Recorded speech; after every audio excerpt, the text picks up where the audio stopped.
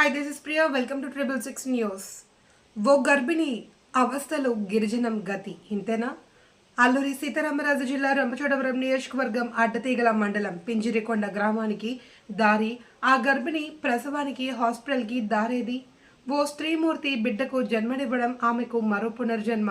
అన్ని కష్టాల్లో దారి తెన్నులేని ఆ చోట దేవుడై దిక్కులా ఉంది. నిండు గర్భిణి ఆ నీటి మార్గాన పైన మెటో చంటి బిడ్డను కనాల్సిన ఆ తల్లి ఓ వ్యక్తి భుజాన బిడ్డాయి ప్రమాదపుటంచున ప్రసవ మార్గానికి పయనమిస్తుంది.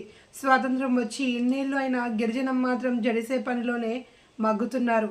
ప్రభుత్వాలు ఎన్ని మారినా మన గిరిజన బతుకుల్లో మాత్రం మార్పు రాదు.